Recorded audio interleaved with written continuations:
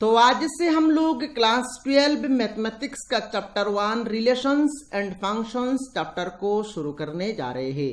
और इस वीडियो में हम लोग रिलेशंस और फंक्शंस चैप्टर का इंट्रोडक्शन देखेंगे। ये वीडियो आप लोगों के लिए काफी इंपॉर्टेंट है, क्योंकि इस वीडियो में हम लोग जो इंपॉर्टेंट डेफिनेशंस है उन डेफिनेशंस को डिस्कस करेंगे। अगर आपने इन इंपॉर्टेंट डेफिनेशंस को नहीं समझा है तो यहाँ पर एक्सरसाइज में जो क्वेश्चंस है वो क्वेश्चंस आपसे सॉल्व नहीं हो पाएगा। तो इस वीडियो को आप लोगों को लास्ट तक देखना है और जो मैं डेफिनेशंस आप लोगों को समझाऊंगा सारे डेफिनेशंस को आपको कॉपी में नोट डाउन कर लेना है, और जो मैं एग्जाम्पल दूंगा वो भी आपको कॉपी में नोट डाउन कर लेना है। और अगर आपने चैनल को सब्सक्राइब नहीं किया तो सब्सक्राइब कर लीजिए। अगर आप हमारे चैनल को फॉलो करेंगे तो क्लास 12 मैथमेटिक्स के लिए आप लोगों को कोई भी एक्स्ट्रा ट्यूशन लेने की जरूरत नहीं पड़ेगी। तो चलिए आज का वीडियो शुरू करते हैं। इंट्रोडक्शन में हमारे पास पहला डेफिनेशन है ऑर्डर्ड पेयर। अब ऑर्डर्ड पेयर का मतलब क्या है? ऑर्डर्ड पेयर मींस, मान लीजिए हमारे पास दो एलिमेंट है, एक एलिमेंट है आपका ए स्मॉल ए और दूसरा एलिमेंट है आपका स्मॉल बी। अब इन दोनों एलिमेंट को मैंने यहाँ पर फर्स्ट ब्रैकेट के अंदर लिख लिया और लिख के मैंने यहाँ पर कॉमा से इन दोनों को सेपरेट कर दिया। तो ये क्या बन गया? ये एक ऑर्डर्ड पेयर बन गया। सिमिलरली मान लीजिए मैंने यहाँ पर 1 और 2 को यहाँ पर फर्स्ट ब्रैकेट के अंदर लिख के कॉमा से सेपरेट कर दिया, तो ये क्या बन गया? ये एक ऑर्डर्ड पेयर बन गया। तो ऑर्डर्ड पेयर का डेफिनेशन क्या हो गया? Ordered pair means any two elements enclosed by first bracket separated with comma is known as ordered pair। मतलब किसी भी दो एलिमेंट्स को अगर आप ऐसे फर्स्ट ब्रैकेट के अंदर लिख के कॉमा से सेपरेट करेंगे तो वो क्या बन जाएगा? वो एक ऑर्डर्ड पेयर बन जाएगा। मेरे ख्याल से ऑर्डर्ड पेयर का मतलब क्या है आप लोगों को समझ में आया होगा। चलिए नेक्स्ट डेफिनेशन को देखते हैं। नेक्स्ट है हमारे पास Cartesian product of two non empty sets. अब Cartesian product of two non empty sets का मतलब क्या है? इसका मतलब को समझने के लिए मैं यहाँ पर दो सेट कंसीडर करता हूँ। मान लीजिए एक सेट है आपका कैपिटल ए और इस ए सेट में मान लीजिए एलिमेंट्स है आपका 1 2 3, और दूसरा सेट है आपका कैपिटल बी और बी सेट में मान लीजिए एलिमेंट्स है आपका 4 और 5। अब यहां पर हम लोगों को कार्टेशियन प्रोडक्ट ऑफ ए और बी निकालना है। तो Cartesian product of A and B is denoted by A cross B. A और बी का कार्टेशियन प्रोडक्ट को हम लोग डिनोट कैसे करेंगे? ए क्रॉस बी से। और इसको डिफाइन कैसे करेंगे? And is defined as the set of all ordered pairs from A to B. मतलब ए टू बी जितना भी ऑर्डर्ड पेयर्स बनेंगे उनको हम लोगों को सेट के अंदर लिखने का नाम ही होगा आपका कार्टेशियन प्रोडक्ट। तो चलिए यहां पर ए और बी का कार्टेशियन प्रोडक्ट निकालते हैं। तो ए और बी का कार्टेशियन प्रोडक्ट को हम लोग सिंबॉलिकली ए क्रॉस बी से डिनोट करेंगे और इसको निकालेंगे कैसे? तो यहां पर हम लोग एक सेट यहां पर लिख लिया, देन कार्टेशियन प्रोडक्ट दे दिया, देन बी मतलब बी का एलिमेंट है आपका 4 और 5। अभी यहां पर हम लोगों को लिखना है, कैसे लिखेंगे? यहां पर set of all ordered pairs from this set to this set लिखना है। तो पहले अगर हम लोग 1 से शुरू करेंगे तो क्या हो जाएगा? 1 4, देन 1 5, तो 1 से लिख लिया। अब आइए 2 में, तो 2 से लिखेंगे तो क्या होगा? 2 4, देन आएगा आपका 2 5, देन 3 से लिखेंगे तो ये हो गया आपका 3 4, देन आ जाएगा आपका 3 5। तो ये हो गया आपका Cartesian product of A and B.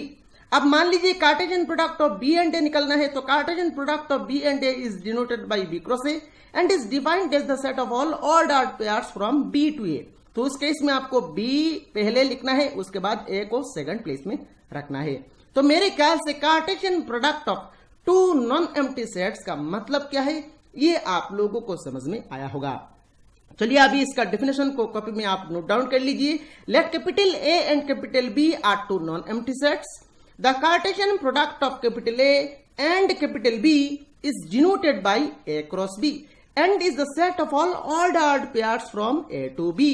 A to B जितना भी ऑर्डर्ड पेयर्स बनेंगे उनको हम लोगों को सेट में लिखने का नाम ही होगा कार्टेशियन प्रोडक्ट। मेरे ख्याल से Cartesian product of two non empty sets का मतलब क्या है और किस तरह से निकाला जाता है ये आप लोगों को समझ में आया होगा।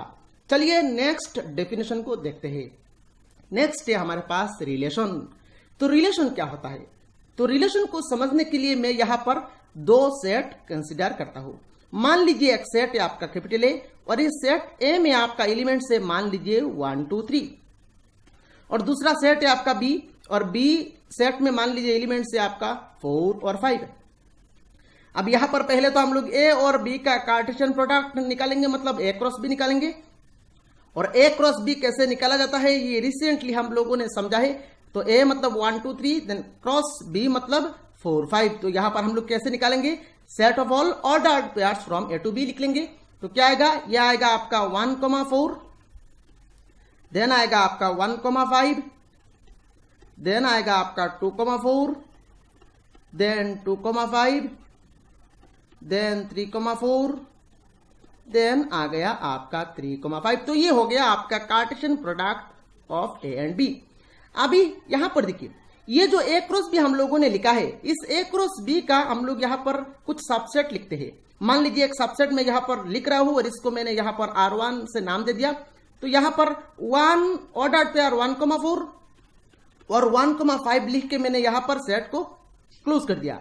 अब ये जो हम लोगों ने सबसेट लिखा है, जिसको हम लोगों ने R1 नाम दिया है, ये जो सबसेट हम लोगों ने लिखा है, ये क्या बन गया, ये एक रिलेशन बन गया।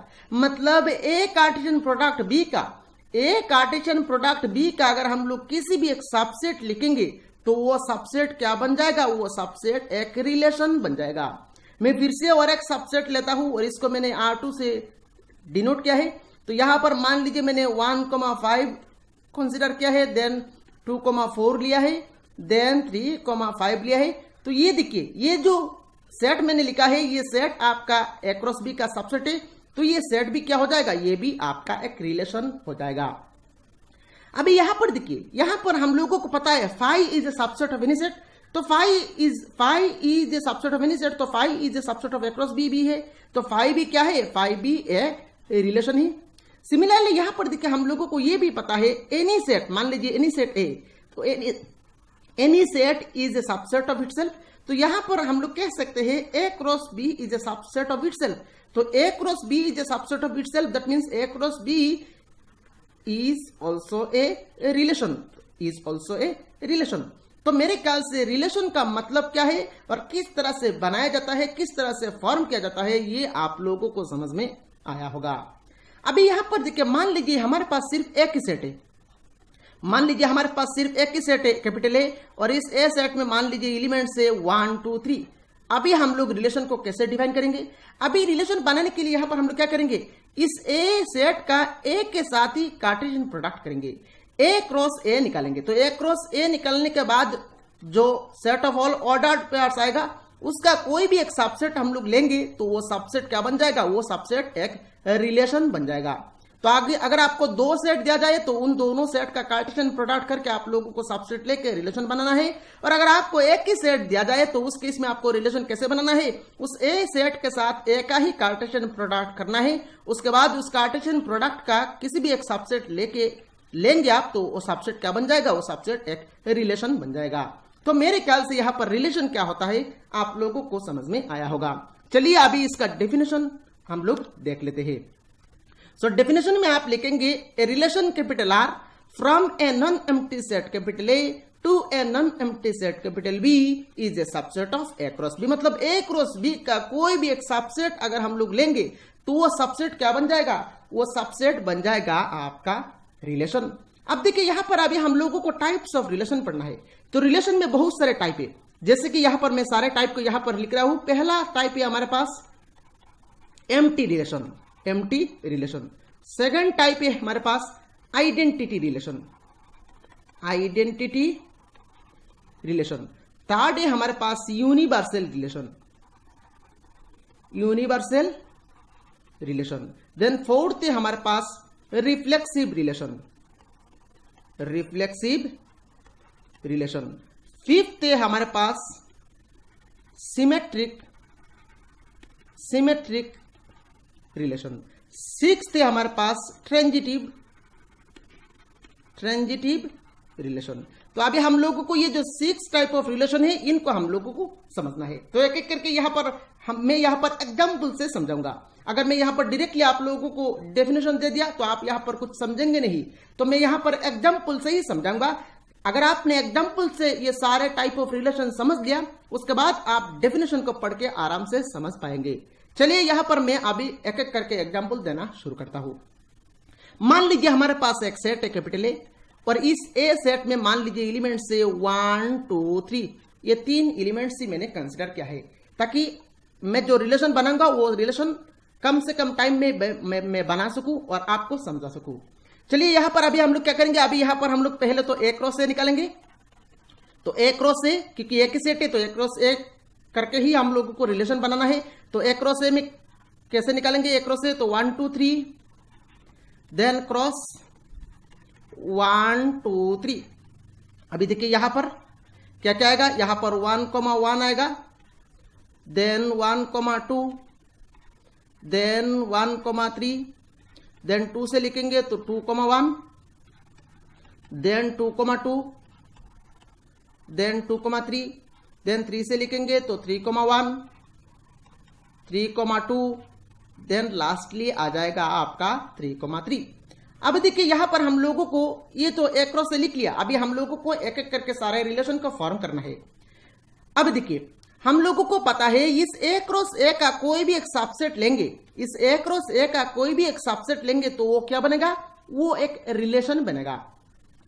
अभी यहां पर देखिए एम्प्टी रिलेशन, पहला नंबर 1, एम्प्टी रिलेशन का मतलब क्या है। एम्प्टी रिलेशन मतलब वो रिलेशन, एम्प्टी रिलेशन मतलब वो रिलेशन जिसमें कोई भी एलिमेंट्स नहीं है। तो यहां पर देखिए हम लोगों को पता है phi is a subset of any set, तो इस ए क्रॉस ए का एक सबसेट क्या आएगा, ए क्रॉस ए का एक सबसेट तो फाई होगा। तो यहां पर हम लोग लिख लेंगे फाई। तो ये फाई जो रिलेशन है ये क्या बन गया, ये एक एम्प्टी रिलेशन बन गया। अब सेकंड में आइए, सेकंड होता है यूनिवर्सल रिलेशन। यूनिवर्सल रिलेशन, तो यूनिवर्सल रिलेशन मतलब सबसे बिगेस्ट जो रिलेशन। अब बिगेस्ट रिलेशन का मतलब क्या है, बिगेस्ट रिलेशन का मतलब ये है हम लोगों को पता है any set is a subset of itself, मतलब ए एक सेट है तो ए सेट का खुद एक सबसेट होगा आपका ए इटसेल्फ। तो यहां पर ए क्रॉस ए का अगर हम लोग एक बहुत सारा सबसेट ले सकते हैं तो ए क्रॉस ए का एक सबसेट तो ए क्रॉस ए इटसेल्फ भी होगा।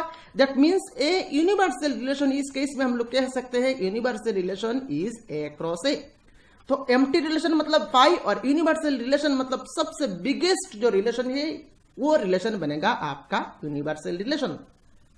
तो यहां पर अगर हम लोग एम्प्टी रिलेशन और यूनिवर्सल रिलेशन का डेफिनेशन को लिखे तो कैसे लिखेंगे, एम्प्टी रिलेशन मतलब if no element of A is related to any element of A, मतलब ए का कोई भी एलिमेंट ए का किसी भी एलिमेंट के साथ अगर रिलेट ना हो तो उस केस में हम लोग इसको एम्प्टी रिलेशन कहेंगे।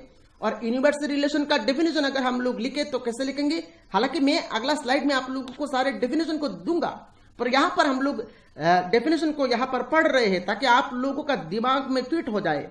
यूनिवर्सल रिलेशन मतलब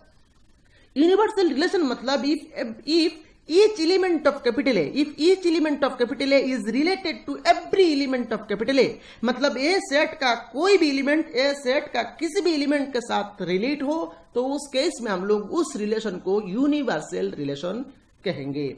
अब तीसरा टाइप में आइए, तीसरा टाइप होता है आपका आइडेंटिटी रिलेशन। आपका आइडेंटिटी रिलेशन, अब आइडेंटिटी रिलेशन का मतलब क्या है, आइडेंटिटी रिलेशन का मतलब देखिए मैं यहां पर एक रिलेशन बना रहा हूं, मतलब इस कार्टेशियन प्रोडक्ट ए क्रॉस ए का सबसेट को लेके मैं यहां पर रिलेशन बनाना पड़ेगा हमको। तो मैं यहां पर लिख रहा हूं देखिए 1,1, 2,2, 3,3, तो मैं यहां पर एक रिलेशन बना दिया। अब आइडेंटिटी रिलेशन मतलब वो रिलेशन जिस रिलेशन में सिर्फ ए टाइप का एलिमेंट हो, सिर्फ ए टाइप का एलिमेंट हो, और फॉर ऑल ए मतलब ए सेट में जितना भी एलिमेंट्स हो, कैपिटल ए सेट में जितना भी एलिमेंट्स है सारे एलिमेंट्स के इटसेल्फ इमेज इस सेट में इस रिलेशन में होना चाहिए। अब ए सेट में क्या क्या एलिमेंट है 1,2,3, तो इस 1 का देखिए एलिमेंट इटसेल्फ इमेज है, 2 का इटसेल्फ इमेज 2 है, 3 का इटसेल्फ इमेज 3 है। दैट मींस ए सेट में जितना भी एलिमेंट्स था सारे एलिमेंट्स के इटसेल्फ इमेज यहां पर आया है। तो ये जो रिलेशन है ये रिलेशन आपका आइडेंटिटी रिलेशन हो गया। इसमें हम लोग और एक्स्ट्रा ऑर्डर पेयर अगर हम लोग डालेंगे तो आपका आइडेंटिटी रिलेशन नहीं होगा। मतलब आइडेंटिटी रिलेशन में सिर्फ हर एक एलिमेंट का इटसेल्फ इमेज होना चाहिए, एक्स्ट्रा कोई भी नहीं आ सकता। तो ये हो गया आपका आइडेंटिटी रिलेशन। फोर्थ में आइए, फोर्थ में हम लोग लिखेंगे रिफ्लेक्सिव। रिफ्लेक्सिव, अब रिफ्लेक्सिव रिलेशन क्या है? रिफ्लेक्सिव रिलेशन वो होता है एक रिलेशन में अगर ए टाइप ऑफ एलिमेंट हो, एक रिलेशन में अगर ए टाइप ऑफ एलिमेंट हो for all a belongs to A type of element मतलब हर एक एलिमेंट का इटसेल्फ इमेज होना चाहिए। For all a belongs to A मतलब एक सेट है और उस सेट में जितना भी एलिमेंट्स है सारे एलिमेंट्स का अगर इटसेल्फ इमेज उस रिलेशन में हो तो उस रिलेशन को हम लोग कहेंगे रिफ्लेक्सिव रिलेशन। रिफ्लेक्सिव रिलेशन मतलब जैसे कि यहां पर ये जो रिलेशन है ये भी एक रिफ्लेक्सिव रिलेशन है, क्योंकि इस रिलेशन में देखिए हर एक एलिमेंट ए में जितना भी एलिमेंट्स है सारे एलिमेंट्स का देखिए इटसेल्फ इमेज है। 1 का इमेज है, 2 का इटसेल्फ इमेज है, 3 का इटसेल्फ इमेज है। तो ये जो रिलेशन है ये रिलेशन एक रिफ्लेक्सिव रिलेशन हो जाएगा। तो रिफ्लेक्सिव रिलेशन मतलब ए सेट में जितना भी एलिमेंट्स है सारे एलिमेंट्स का इटसेल्फ इमेज उस रिलेशन में होना चाहिए। नेक्स्ट आइए 5 में सिमेट्रिक रिलेशन। अब सिमेट्रिक रिलेशन का मतलब क्या है? सिमेट्रिक रिलेशन में if A B belongs to R, अगर उस रिलेशन में ए बी हम लोगों को मिले तो हम लोग चेक करेंगे उस रिलेशन में बी ए बी है या नहीं। अगर उस रिलेशन में ए बी है तो हम लोग चेक करेंगे उस रिलेशन में बी ए बी है या नहीं। अगर ए बी हो तो बी ए बी अगर हो जाए, ए बी हम लोगों को अगर आर में मिले तो हम लोग चेक करेंगे बी ए बी है या नहीं। अगर बी ए बी हो तो उस केस में हम लोग उसको कहेंगे वो रिलेशन एक सिमेट्रिक रिलेशन है। अब मान लीजिए ए बी है पर बी ए नहीं है तो उस केस में हम लोग कहेंगे वो रिलेशन आपका सिमेट्रिक नहीं है। तो यहां पर ए बी कहां से लेना है? ए बी हम लोगों को ऐसे ही लेना है। हालांकि मैं यहां पर रिफ्लेक्सिव, सिमेट्रिक और ट्रांजिटिव का आगे एग्जांपल दूंगा, आप बने रहिए। रिफ्लेक्सिव, सिमेट्रिक और नेक्स्ट है हमारे पास ट्रांजिटिव रिलेशन। अब ट्रांजिटिव रिलेशन का मतलब क्या है? ट्रांजिटिव रिलेशन का मतलब ये है अगर ए बी बी सी हो, आर में अगर A B B C type of element हो तो उस केस में हम लोग चेक करेंगे ए सी है या नहीं, ए सी है या नहीं। मतलब ए बी बी सी तो हम लोग चेक करेंगे ए सी है या नहीं।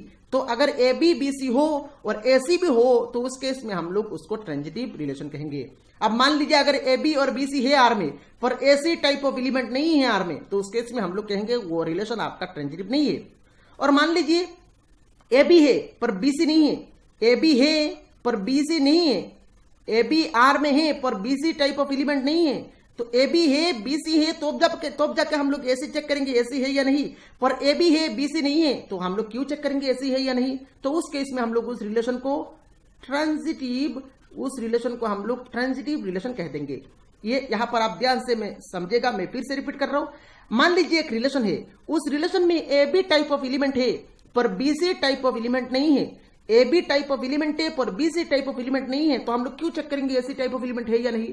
तो अगर A B type of element हम लोगों को मिले पर B C type of element नहीं मिले तो उस केस में हम लोग उस रिलेशन को ट्रांजिटिव कह देंगे।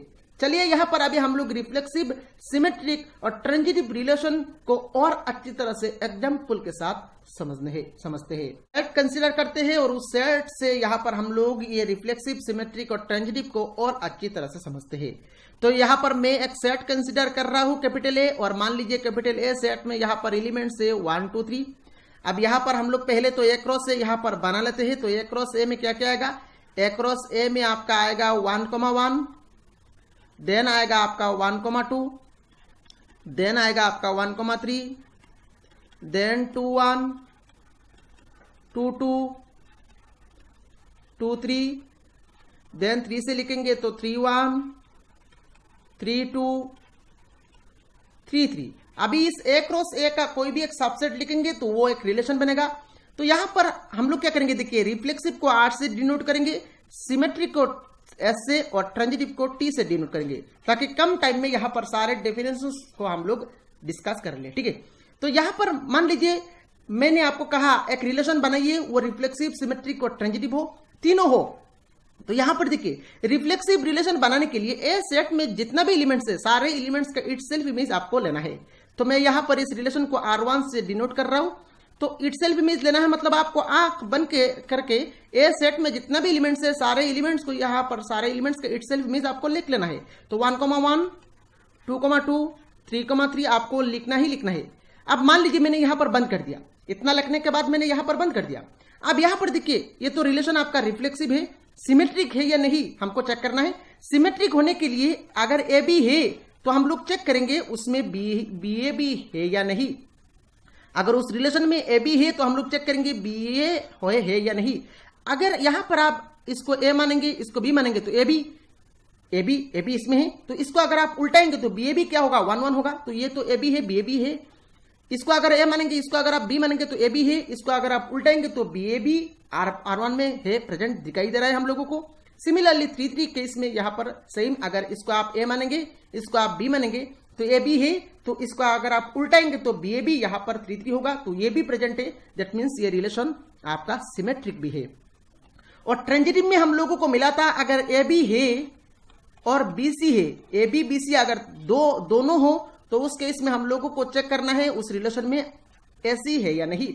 अब देखिए इस रिलेशन में देखिए A B type of element, हालांकि ये A B type of element नहीं है, फिर भी आप अगर आप इसको ए बी मान लेंगे तो ए बी तो है, मतलब ए बी बी क्या है 1 है, बी क्या है 1 है, तो ए बी बी सी मतलब 1 से होना चाहिए। पर 1 से तो ऐसा एलिमेंट ऐसा ऑर्डर पेयर स्टार्ट नहीं हुआ है, 1 से ऐसा ऑर्डर पेयर तो फिर से यही स्टार्ट हुआ है। दैट मीन्स इसको अगर आप 2 बार इसको ए बी मतलब आप ऐसे मान रहे, मान लीजिए 1,1, फिर से आप 1,1 को कंसिडर कर रहे ए बी बी सी, इसको फिर से बी सी मान रहे, तो ए बी बी सी तो ए सी होना चाहिए। ए सी में क्या आएगा 1,1 ही आएगा, तो 1,1 तो इसमें प्रेजेंट है, तो ये रिलेशन आपका ट्रांजिटिव भी बन जाएगा। तो मेरे ख्याल से यहां पर ये रिलेशन रिफ्लेक्सिव तो कैसे बना है आपको समझ में आया होगा, और सिमेट्रिक ट्रांजिटिव भी कैसे फॉर्म हुआ है ये भी आपको समझ में आया होगा। चलिए यहां पर हम लोग दूसरा एग्जाम्पल बनाते हैं R2। अब R2 इस केस में यहां पर हम लोग क्या बनाएंगे, इस केस में यहां पर हम लोग एक रिलेशन बनाएंगे जो रिफ्लेक्सिव ना हो, जो रिफ्लेक्सिव ना हो, सिमेट्रिक हो ट्रांजिटिव हो, सिमेट्रिक और ट्रांजिटिव हो पर रिफ्लेक्सिव ना हो।